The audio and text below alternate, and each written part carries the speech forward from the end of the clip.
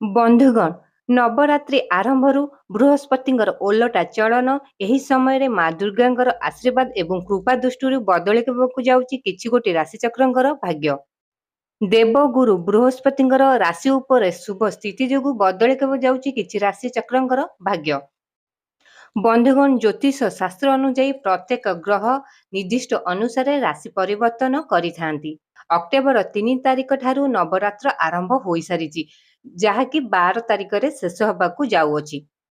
ନବରାତ୍ର ଆରମ୍ଭରୁ ବୃହସ୍ପତିଙ୍କର ଓଲଟା ଚଳନ ମଧ୍ୟ ଆରମ୍ଭ ହୋଇସାରିଛି। ବୃହସ୍ପତି ସୁଖର କାରକ ବୋଲି ବିବେଚନା କରାଯାଇଛି। ତା ଦ୍ୱାରା କି ଜ୍ୟୋତିଷ ଶାସ୍ତ୍ର ଅନୁସାରେ ଦେବଗୁରୁଙ୍କୁ ମଧ୍ୟ ବୃହସ୍ପତି ବୋଲି କୁହାଯାଏ। ଶାସ୍ତ୍ରରେ ମଧ୍ୟ ବୃହସ୍ପତିଙ୍କୁ ଅତ୍ୟନ୍ତ ଶୁଭ ବୋଲି କୁହାଯାଏ, କାରଣ 9ଟି ଗ୍ରହଙ୍କ ମଧ୍ୟରୁ ବୃହସ୍ପତି ଅତ୍ୟନ୍ତ ଶୁଭଦାୟକ ବୋଲି ମନାଯାଇଅଛି। ଯାହାକି ବୃହସ୍ପତି ଧନ, ଜ୍ଞାନ, ସୁଖ, ସମୃଦ୍ଧି, ନୈତିକତା ଏବଂ ଅନ୍ୟର ଖୁସି ମଧ୍ୟ ଦେଇଥାନ୍ତି। ଯେମିତିକି ବୃହସ୍ପତି ଯଦି କୌଣସି ବ୍ୟକ୍ତିଙ୍କ କୁଣ୍ଡଳୀରେ ଅତ୍ୟନ୍ତ ଶକ୍ତିଶାଳୀ ହୋଇଥାନ୍ତି, ତେବେ ସେହି ବ୍ୟକ୍ତିଙ୍କ ଜୀବନ ଅତ୍ୟନ୍ତ ସୁଖମୟ ହେବା ସହିତ ପ୍ରତିଟି କାର୍ଯ୍ୟ ତାଙ୍କର ସଫଳ ହୋଇଥାଏ। ବଡ଼ ସଫଳତା ପାଇବା ସହିତ ଅଚାନକ ଧନ ପ୍ରାପ୍ତି ହେବାର ଯୋଗ ମଧ୍ୟ ଥାଏ ଏବଂ ପାରିବାରିକ ସୁଖ ପାଇବାର ଯୋଗ ମଧ୍ୟ ସେମାନଙ୍କର ଫିଟି ଯାଇଥାଏ ପ୍ରଭୁ ବୃହସ୍ପତିଙ୍କ ଶୁଭ କୃପା ଦୃଷ୍ଟିରୁ। ବୃହସ୍ପତିଙ୍କର ଓଲଟା ଚଳନ ନବରାତ୍ର ଆରମ୍ଭଠୁ ହୋଇଥିବାରୁ ଏହାର ପ୍ରଭାବ 12 ଗୋଟି ରାଶିଚକ୍ରଙ୍କ ଉପରେ ପଡ଼ିବାକୁ ଯାଉଛି। ଏଥିମଧ୍ୟରୁ 7 ଗୋଟି ରାଶିଚକ୍ର ହେବାକୁ ଯାଉଛନ୍ତି ଅତ୍ୟନ୍ତ ଭାଗ୍ୟଶାଳୀ। ସେମାନଙ୍କ ଜୀବନରେ ସୁଖ, ଶାନ୍ତି, ସମୃଦ୍ଧି ସହିତ ଖୁସିର ଲହରୀ ଖେଳିବାକୁ ଯାଉଛି ପ୍ରଭୁ ବୃହସ୍ପତିଙ୍କ ଓଲଟା ଚଳନ କୃପା ଦୃଷ୍ଟିରୁ। ଏହି ସମୟରେ ମା ଦୁର୍ଗାଙ୍କର ଆଗମନ ହେତୁ ଚଳଚଞ୍ଚଳ ହେଉଛି ଧରାପୃଷ୍ଠ। ସବୁଠି ଉତ୍ସବ ମୁଖର ମା ଦୁର୍ଗାଙ୍କ ପାଇଁ। ଦର୍ଶକ ବନ୍ଧୁ, ବିଜୟା ଦଶମୀ ହେଉଛି ଅସତ୍ୟ ଉପରେ ସତ୍ୟର ଜୟ। ଏହି ଦିନରେ ପ୍ରଭୁ ରାମଚନ୍ଦ୍ର ରାବଣକୁ ବଧ କରି ପୃଥିବୀରେ ଧର୍ମର ସ୍ଥାପନ କରିଥିଲେ। ରାବଣର ଅତ୍ୟାଚାରରୁ ଲୋକଙ୍କୁ ଉଦ୍ଧାର କରିଥିଲେ। ସେଦିନ ଠାରୁ ପ୍ରତିବର୍ଷ ଅତି ଧୁମଧାମରେ ପାଳନ କରାଯାଏ ଦଶହରା ବା ବିଜୟା ଦଶମୀ। ତେବେ ଦର୍ଶକ ବନ୍ଧୁ, ଅନ୍ୟ ଏକ ପୌରାଣିକ କଥା ଅନୁଯାୟୀ ମା ଦୁର୍ଗା ଦାନବ ଅସୁର ମହିଷାସୁରକୁ ମଧ୍ୟ ଏହି ଦିନରେ ବଧ କରିଥିଲେ। ମହିଷାସୁରର ଗର୍ବ ଅହଙ୍କାରକୁ ଏହି ବିଜୟା ଦଶମୀ ଦିନ ମା ଦୁର୍ଗା ବୋଧ କରିଥିଲେ। ଏହି ଦିନ ବିଜୟ ହୋଇଥିବାରୁ ମା ଦୁର୍ଗାଙ୍କ କୃପାରୁ ଏହି ଦିନକୁ ବିଜୟା ଦଶମୀ ମଧ୍ୟ କୁହାଯାଇଥାଏ। 9 ଦିନ ଅର୍ଥାତ୍ ନବରାତ୍ରି ପରେ 10 ଦିନ ଦଶହରା ପର୍ବ ବା ବିଜୟା ଦଶମୀ ବୋଲି ପାଳନ କରାଯାଏ। ଦର୍ଶକ ବନ୍ଧୁ, ନବରାତ୍ର ଠାରୁ ବୃହସ୍ପତି ଦେବଗୁରୁଙ୍କର ଓଲଟା ଚଳନ ହେତୁ ବହୁତ ଶୁଭ ଆଶୀର୍ବାଦ ପଡ଼ିବାକୁ ଯାଉଛି 12 ଗୋଟି ରାଶିଚକ୍ରଙ୍କ ଉପରେ। ତା ମଧ୍ୟରୁ 7 ଗୋଟି ରାଶିଚକ୍ର ହେବାକୁ ଯାଉଛନ୍ତି ଅତ୍ୟନ୍ତ ଭାଗ୍ୟଶାଳୀ ଏବଂ ଧନବାନ। ସେମାନଙ୍କ ଜୀବନରେ ସୁଖ, ଶାନ୍ତି, ସମୃଦ୍ଧି ଫେରିବାକୁ ଯାଉଛି ମା ଦୁର୍ଗାଙ୍କ ଶୁଭ କୃପା ଦୃଷ୍ଟିରୁ। ବନ୍ଧୁଗଣ, ହୁଏତ ଆପଣଙ୍କ ରାଶିଚକ୍ର ଏହି ଭାଗ୍ୟଶାଳୀ ରାଶିଚକ୍ର ଭିତରେ ଥାଇପାରେ। ଯଦି ଆପଣମାନେ ଆମ ଚ୍ୟାନେଲକୁ ସବସ୍କ୍ରାଇବ୍ କରିନାହାନ୍ତି, ନିହାତି ଆମ ଚ୍ୟାନେଲକୁ ସବସ୍କ୍ରାଇବ୍ କରିଦିଅନ୍ତୁ, ଯାହାଫଳରେ ଆମର ନୋଟିଫିକେସନ୍ ପ୍ରଥମେ ଆପଣଙ୍କ ପାଖରେ ଯାଇ ପହଞ୍ଚି ପାରିବ। ତ ଏବେ ଆସନ୍ତୁ ଜାଣିବା ଏହି 7 ଗୋଟି ଭାଗ୍ୟଶାଳୀ ରାଶିଚକ୍ରଙ୍କ ବିଷୟରେ। ପ୍ରଥମ ଭାଗ୍ୟଶାଳୀ ରାଶି ହେଉଛନ୍ତି ମେଷ ରାଶି। ମେଷ ରାଶିଙ୍କର ଅତ୍ୟନ୍ତ ଶୁଭ ସମୟ ଚାଲିବାକୁ ଯାଉଛି ଏହି ନବରାତ୍ର ଠାରୁ। ଏହି ନବରାତ୍ର ଠାରୁ ଦେବଗୁରୁ ବୃହସ୍ପତିଙ୍କର ଓଲଟା ଚଳନ ହେତୁ ସେମାନଙ୍କ ଜୀବନରେ ବୃହସ୍ପତିଙ୍କର ଶୁଭ ଆଶୀଷ ପଡ଼ିବାକୁ ଯାଉଛି, ଯାହା ଫଳରେ କି ସେମାନଙ୍କ ଜୀବନର ପ୍ରତିଟି କାର୍ଯ୍ୟ ସଫଳ ହେବା ସହିତ ମଙ୍ଗଳମୟ ହେବା ପାଇଁ ଯାଉଅଛି। ତା ସହିତ ଆପଣଙ୍କୁ ଭାଗ୍ୟ ମଧ୍ୟ ଅତ୍ୟନ୍ତ ସାଥ ଦେଉଛି, ଯାହା ଫଳରେ କି ଆପଣଙ୍କର ପ୍ରତିଟି କାର୍ଯ୍ୟ ସଫଳ ହେବା ପାଇଁ ଯାଉଅଛି। ବିଜନେସ୍ ବାଣିଜ୍ୟ କ୍ଷେତ୍ରରେ ଆପଣ ବହୁତ ଭଲ ଡିଲ୍ କରିବା ସହିତ ଆପଣଙ୍କର ମଧ୍ୟ ଅତ୍ୟନ୍ତ ଉନ୍ନତି ହେବା ପାଇଁ ଯାଉଅଛି। ତା ସହିତ ଆପଣ ଅଧିକରୁ ଅଧିକ ଇନଭେଷ୍ଟ ମଧ୍ୟ କରିପାରନ୍ତି ଆପଣଙ୍କ ବିଜନେସରେ। ନୂତନ ବିଜନେସ୍ ମଧ୍ୟ ଆରମ୍ଭ କରିପାରନ୍ତି। ଆପଣ ନୂତନ ବିଜନେସର ଅନ୍ୟକୁ ସହଯୋଗ ସହାନୁଭୂତି ଦେଇଥିବାରୁ ଆପଣଙ୍କର ସମାଜରେ ମାନ, ସମ୍ମାନ, ଯଶ ପ୍ରତିଷ୍ଠା ହେବା ପାଇଁ ଯାଉଅଛି। ଆପଣଙ୍କର ପ୍ରତିଟି କାର୍ଯ୍ୟରେ ସଫଳତା ପାଇବାକୁ ଯାଉଛନ୍ତି। ଦେବଗୁରୁ ବୃହସ୍ପତିଙ୍କର ଅତ୍ୟନ୍ତ ଶୁଭ ଦୃଷ୍ଟି ଆପଣଙ୍କ ରାଶିଚକ୍ର ଉପରେ ପଡ଼ିବାକୁ ଯାଉଅଛି, ଯାହାଫଳରେ ଆପଣ ଅତ୍ୟନ୍ତ ସୁଖ ଅନୁଭବ କରିବେ। ଆପଣଙ୍କ ଦାମ୍ପତ୍ୟ ଜୀବନ ଅତ୍ୟନ୍ତ ସୁଖମୟ ହେବା ପାଇଁ ଯାଉଅଛି। ଆପଣଙ୍କର ଲାଗି ରହିଥିବା ସ୍ୱାସ୍ଥ୍ୟାବସ୍ଥାରେ ନୂତନ ପରିବର୍ତ୍ତନ ଦେଖାଦେବା ପାଇଁ ଯାଉଅଛି, ଯାହାଫଳରେ କି ଆପଣଙ୍କ ମନ ଅତ୍ୟନ୍ତ ପ୍ରଫୁଲ୍ଲିତ ରହିବ। କୋର୍ଟ କଚେରୀ, ମାଲି ମକଦ୍ଦମାରେ ଆପଣଙ୍କର ଅଟୁଟ ଥିବା ସମସ୍ତ କାର୍ଯ୍ୟ ଏବେ ସମାପ୍ତ ହେବା ପାଇଁ ଯାଉଅଛି। ଚାକିରି କ୍ଷେତ୍ରରେ ଆପଣ ନୂତନ ପଦୋନ୍ନତି ପାଇବା ସହିତ ଦରମା ମଧ୍ୟ ଆପଣଙ୍କର ବୃଦ୍ଧି ପାଇବାକୁ ଯାଉଅଛି। ଶିକ୍ଷା କ୍ଷେତ୍ରରେ ଆପଣ ବିଦେଶ ଯାତ୍ରା କରିବାର ଯୋଗ ମଧ୍ୟ ରହିଛି। ରାଜନୈତିକ କ୍ଷେତ୍ରରେ ଅତ୍ୟନ୍ତ ସଫଳତା ପାଇବା ସହିତ ସମାଜରେ ଅତ୍ୟନ୍ତ ପ୍ରଶଂସିତ ହୋଇପାରନ୍ତି, ଯାହା ଫଳରେ କି ଆପଣ ଅତ୍ୟନ୍ତ ପ୍ରଫୁଲ୍ଲିତ ହୋଇପାରନ୍ତି। ଆପଣଙ୍କ ଗୃହରେ ମଧ୍ୟ କୌଣସି ମାଙ୍ଗଳିକ କାର୍ଯ୍ୟ ହେବାର ଯୋଗ ରହିଅଛି।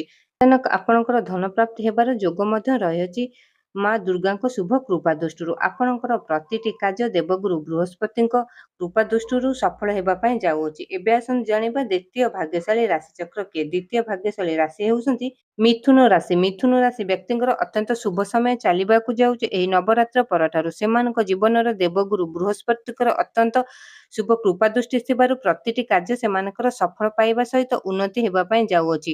ଅଚାନକ ଧନ ପ୍ରାପ୍ତିର ଯୋଗ ମଧ୍ୟ ଆପଣଙ୍କର ଖୋଲି ଯାଇପାରେ। ପୈତୃକ ସମ୍ପତ୍ତିରୁ ମଧ୍ୟ ଆପଣ ଧନ ପ୍ରାପ୍ତି ହୋଇପାରନ୍ତି, ଯାହା ଫଳରେ କି ଆପଣଙ୍କ ମନ ଅତ୍ୟନ୍ତ ପ୍ରଫୁଲ୍ଲିତ ରହିବ। ଆପଣଙ୍କର ସ୍ୱାସ୍ଥ୍ୟାବସ୍ଥାରେ ନୂତନ ପରିବର୍ତ୍ତନ ଦେଖାଯିବ।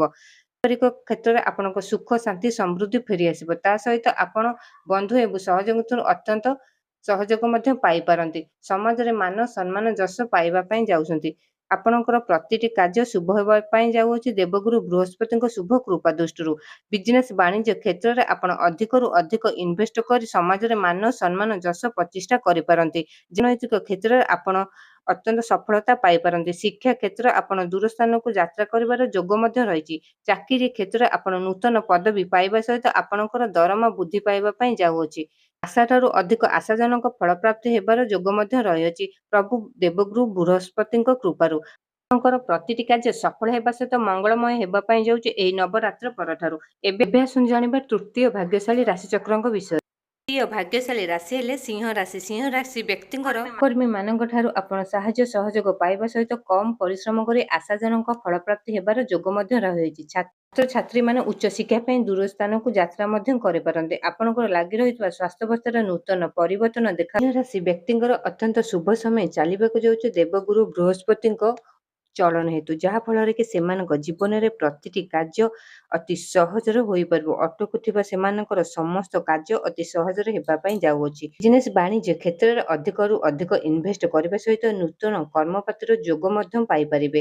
ଆପଣ ଅତ୍ୟନ୍ତ ସୁଖ ସମ୍ପଦ ସୌଭାଗ୍ୟ ଅର୍ଜନ କରିବାକୁ ଯାଉଛନ୍ତି ଏହି ପବିତ୍ର ନବରାତ୍ର ପରଠାରୁ।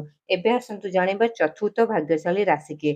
ଚତୁର୍ଥ ଭାଗ୍ୟଶାଳୀ ରାଶି ହେଉଛନ୍ତି କନ୍ୟା ରାଶି। କନ୍ୟା ରାଶି ବ୍ୟକ୍ତିଙ୍କର ଅତ୍ୟନ୍ତ ଶୁଭ ସମୟ ଚାଲିବାକୁ ଯାଉଛି ଏହି ନବରାତ୍ର ଠାରୁ।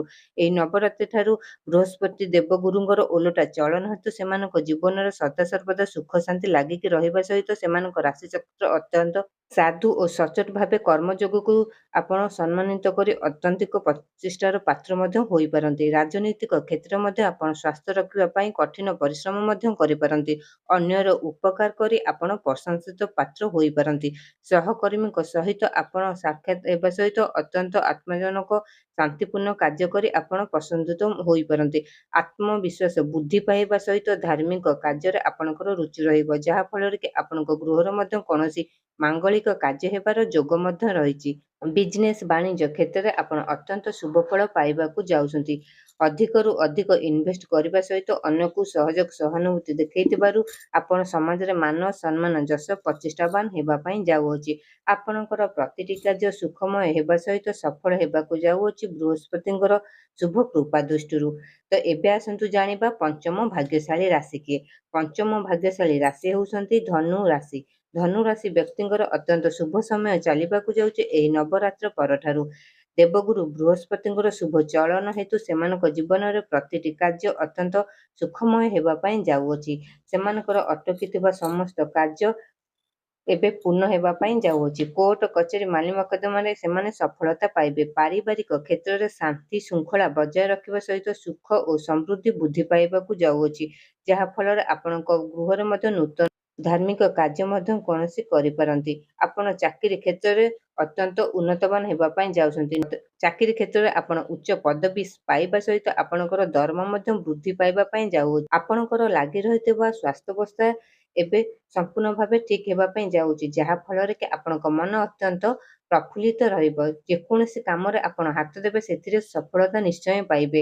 ଉଚ୍ଚାଧିକାରୀ ଓ ସହକର୍ମୀମାନଙ୍କ ଠାରୁ ଆପଣ ମଧ୍ୟ ପ୍ରଶଂସାର ପାତ୍ର ହୋଇପାରନ୍ତି। ଗୃହପାଳିତ ପଶୁ ଏବଂ ଯାନବାହନ ଇତ୍ୟାଦି କ୍ରୟ କରିବାର ଆପଣ ମଧ୍ୟ ଯୋଗ ରହିଅଛି।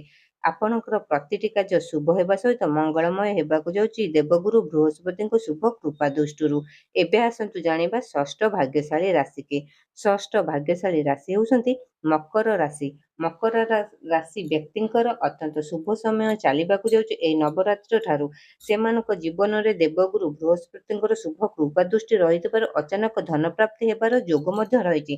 ତା ସହିତ ସେମାନେ ବିଜନେସ୍ ବାଣିଜ୍ୟ କ୍ଷେତ୍ରରେ ଅଧିକରୁ ଅଧିକ ଇନଭେଷ୍ଟ କରିପାରନ୍ତି, ଯାହା କ୍ଷେତ୍ରରେ କି ସେମାନେ ଅନ୍ୟକୁ ମଧ୍ୟ ସହଯୋଗ ସହାନୁଭୂତି ଦେଇପାରନ୍ତି। ସେଥିପାଇଁ ସମାଜରେ ସେମାନଙ୍କର ମାନ ସମ୍ମାନ ଯଶ ପ୍ରତିଷ୍ଠାବାନ ହେବା ପାଇଁ ଯାଉଅଛି।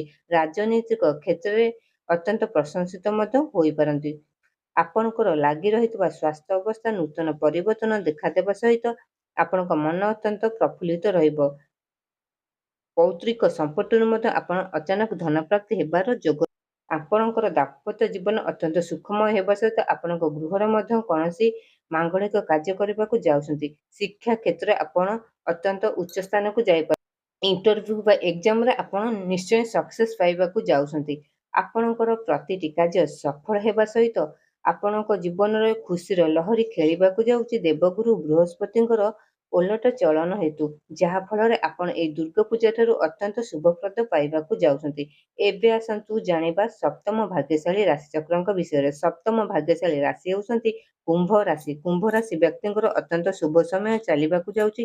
ଏହି ନବରାତ୍ର ପରଠାରୁ ଦେବଗୁରୁ ବୃହସ୍ପତିଙ୍କର ଓଲଟା ଚଳନ ହେତୁ ସେମାନଙ୍କ ଜୀବନରେ ସୁଖ ଶାନ୍ତି ସମୃଦ୍ଧି ଲାଗି ରହିବା ସହିତ ସେମାନଙ୍କର ଅଚାନକ ଧନ ପ୍ରାପ୍ତି ହେବାର ଯୋଗ ମଧ୍ୟ ରହିଛି। ସାମାଜିକ କଲ୍ୟାଣ କାର୍ଯ୍ୟ କରି ମାନ ସମ୍ମାନ ଯଶ ପ୍ରତିଷ୍ଠାବାନ ହେବା ପାଇଁ ଯାଉଅଛି। କର୍ମ କ୍ଷେତ୍ରରେ ଆପଣ ଉପଯୁକ୍ତ ବୁଦ୍ଧି ଖଟାଇ ଲାଭବାନ ହେବା ପାଇଁ ଯାଉଛନ୍ତି। ପାରିବାରିକ କ୍ଷେତ୍ରରେ ସୁଖ ଶାନ୍ତି ସମୃଦ୍ଧି ଫେରିବା ସହିତ ଆପଣ ଅଚାନକ ଧନ ପ୍ରାପ୍ତି ହେବାର ଯୋଗ ମଧ୍ୟ ରହିଛି। ପୌତ୍ରିକ ସମ୍ପତ୍ତିରୁ ମଧ୍ୟ ଆପଣ ଲାଭବାନ ପାଇପାରନ୍ତି। ଆପଣଙ୍କର ଲାଗି ରହିଥିବା କୋର୍ଟ କଚେରୀ ମାଲିମକଦ୍ଦଳ ସମସ୍ତ କାର୍ଯ୍ୟ ଏବେ ସମାପ୍ତ ହେବାକୁ ଯାଉଅଛି। ଆପଣଙ୍କର ଦାମ୍ପତ୍ୟ ଜୀବନ ଅତ୍ୟନ୍ତ ସୁଖମୟ ହେବା ସହିତ ଆପଣଙ୍କ ଗୃହରେ ମଧ୍ୟ କୌଣସି ମାଙ୍ଗଳିକ କାର୍ଯ୍ୟ କରିବାର ଯୋଗ ରହିଛି। ଚାକିରି କ୍ଷେତ୍ରରେ ଆପଣଙ୍କର ନୂତନ ପଦୋନ୍ନତି ଘଟିବା ପାଇଁ ଯାଉଛି। ତା ସହିତ ଦରମା ମଧ୍ୟ ଆପଣଙ୍କର ବୃଦ୍ଧି ପାଇବାକୁ ଯାଉଅଛି। ଆପଣଙ୍କର ଲାଗି ରହିଥିବା ସ୍ୱାସ୍ଥ୍ୟାବସ୍ଥାରେ ନୂତନ ପରିବର୍ତ୍ତନ ଦେଖାଦେବା ସହିତ ଆପଣଙ୍କ ମନ ଅତ୍ୟନ୍ତ ପ୍ରଫୁଲ୍ଲିତ ରହିବ। ସନ୍ତାନ ସନ୍ତତିଙ୍କ ପାଇଁ ଯେଉଁ ଚିନ୍ତା ଥିଲା ସେସବୁ ଏବେ ଦୂର ହେବା ପାଇଁ ଯାଉଛି। ଶିକ୍ଷା କ୍ଷେତ୍ରରେ କୌଣସି ଇଣ୍ଟରଭ୍ୟୁ ବା ଏକ୍ଜାମ ଦେବାର ଥିଲେ ଆପଣ ନିଶ୍ଚୟ ସେଥିରେ ଉନ୍ନତିବାନ ହେବା ପାଇଁ ଯାଉଛନ୍ତି। ତା ସହିତ ଶିକ୍ଷା କ୍ଷେତ୍ରରେ ମଧ୍ୟ ଆପଣ ବିଦେଶ ଯାତ୍ରା କରିବାର ଯୋଗ ମଧ୍ୟ ରହିଛି। ଆପଣଙ୍କର ଅତ୍ୟନ୍ତ ଶୁଭ ସମୟ ଚାଲୁଥିବାରୁ ଏହି ନବରାତ୍ର ପରଠାରୁ ଦେବଗୁରୁ ବୃହସ୍ପତିଙ୍କର ଶୁଭ କୃପା ଦୃଷ୍ଟି ଆପଣଙ୍କ ରାଶିଚକ୍ରରେ ଥିବାରୁ ଆପଣଙ୍କର ପ୍ରତିଟି କାର୍ଯ୍ୟ ସଫଳ ହେବା ସହିତ ମଙ୍ଗଳମୟ ହେବା ପାଇଁ ଯାଉଅଛି। ତ ଦର୍ଶକ ବନ୍ଧୁ, ଏଇ ସବୁ ଥିଲା ଦେବଗୁରୁ ବୃହସ୍ପତିଙ୍କ ଶୁଭ ଚଳନ ହେତୁ ନବରାତ୍ର ପରଠାରୁ ବଦଳିବାକୁ ଯାଉଥିବା ଏହି 7 ଗୋଟି ରାଶିଚକ୍ରଙ୍କ ଭାଗ୍ୟଫଳ। ସେମାନଙ୍କ ଜୀବନରେ ଅଚାନକ ଧନ ପ୍ରାପ୍ତି ହେବା ଯୋଗ ରହିବା ସହିତ ପରିବାର ସୁଖ ଶାନ୍ତି ସମୃଦ୍ଧି ଫେରିବାକୁ ଯାଉଛି। ଆପଣମାନଙ୍କୁ ଯଦି ଏହି ଭିଡ଼ିଓଟି ଭଲ ଲାଗିଲା ନିହାତି ଆମକୁ କମେଣ୍ଟ ବକ୍ସରେ ଜୟ ମା ଦୁର୍ଗା ଲେଖି ଜଣାନ୍ତୁ। ଚ୍ୟାନେଲଟିକୁ ସବସ୍କ୍ରାଇବ କରନ୍ତୁ, ଭିଡ଼ିଓଟିକୁ ଲାଇକ୍ କରନ୍ତୁ।